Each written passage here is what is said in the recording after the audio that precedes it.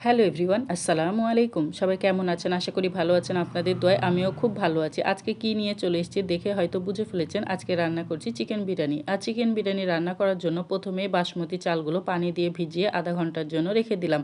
এখানে একটা কড়াই বসিয়ে দিয়েছি, কড়াইয়ের মধ্যে দিয়ে দিলাম আলু। আলু ছাড়া কেন জানি আমার মনে হয় বিরিয়ানি অসম্পূর্ণ। আর এখন তো নতুন আলু এমনিতেই সিদ্ধ হয়ে যাবে, তারপরেও আলুগুলো আমি লাল লাল করে ভেজে দিলাম। ভেজে দিলে আলু খেতে কিন্তু দারুণ মজা হবে। আর আমার কাছে মনে হয় আলু না দিলে বিরিয়ানি মনে হয় একটু ফাঁকা ফাঁকা লাগে। যাই হোক, ওই তেলের মধ্যেই দিয়ে দিলাম কাঁচামরিচ, পেঁয়াজ, লবঙ্গ, এলাচ, দারচিনি, তেজপাতা দিয়ে এখন দিয়ে দিলাম লবণের গুঁড়ো, হলুদের গুঁড়ো আর মরিচ। এখন দিয়ে দিলাম বাটা মশলাগুলো। এখানে ছিল আদা বাটা, রসুন বাটা আর জিরে বাটা। একটু পানি দিয়ে মশলাটা খুব ভালোভাবে একটু কষিয়ে নিব। মশলাটা কষানো হয়ে গেছে দেখে হয়তো বুঝে ফেলেছেন, উপরে তেল ছেড়ে দিয়েছে। এখানে আমি দিয়ে দিলাম প্যাকেটের বিরিয়ানির মশলা। আজকে আমি ফ্রেশ কোম্পানির প্যাকেটের বিরিয়ানির মশলাটা নিয়েছিলাম। আমার কাছে এই মশলাটা খেতে কিন্তু খুব ভালো লাগে, খুব সুন্দর একটা ফ্লেভার। আর মশলাটাও আমার কষানো হয়ে গেছে। এখন আমি দিয়ে দিলাম লেগ পিসগুলো।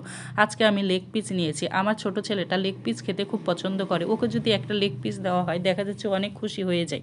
তাই আমি আজকে বেছে বেছে লেগ পিসগুলোই নিয়েছিলাম। আমি কিন্তু লেগ পিসগুলো ঢাকনা দিয়ে ঢেকে রেখেছিলাম। দেখেন অনেকগুলো পানি বের হয়েছে। আমি এখন নাড়াচাড়া দিয়ে দিলাম টক দই। টক দই দিয়ে আরও ভালোভাবে নাড়াচাড়া দিয়ে নিব। আর আমার কাছে না মাটির কড়াইতে রান্না করতে খুব ভালো লাগে। আর দেখেন মাটির কড়াইয়ের রান্নাগুলো মনে হয় যে মন ভরে যায়, খাওয়া তো দূরের কথা। যাই হোক, দেখেন আমার কিন্তু মাংসটা রান্না হয়ে গেছে আর কি সুন্দরভাবে সিদ্ধও হয়ে গেছে। এখন আমি দিয়ে দিব ঘি।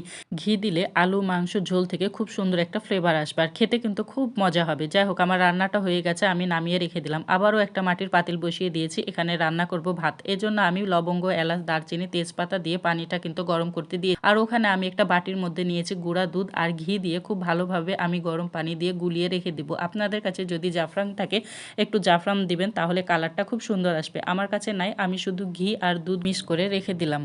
এদিকে আমার পানিতে বলক উঠে গিয়েছে। আমি পানির মধ্যে একটু লবণ দিয়ে এখন দিয়ে দিলাম চাল। চালগুলো দিয়ে একটু নাড়াচাড়া দিয়ে আমি ভাতটা 80% সিদ্ধ করে নেব। আমার ভাতটা 80% সিদ্ধ হয়ে গেছে। আমি এখন পানি ঝরিয়ে আবারও একটা বড় পাতিল বসিয়ে দিয়েছি। এই পাতিলে আমি ভাত দমে দিব।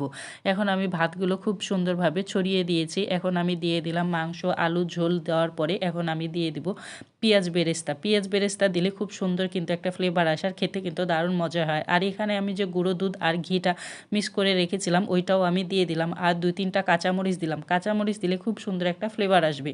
আমি আবারও ভাত দিয়ে দিয়েছি। এখন আমি আবারও মাংস আলু দিয়ে খুব ভালোভাবে মাংস আলুগুলো ভাত দিয়ে ঢেকে দিলাম। আবারও দিয়ে দিলাম পেঁয়াজ বেরেস্তা। এখন দিয়ে দেবো কিছু কাঁচামরিচ।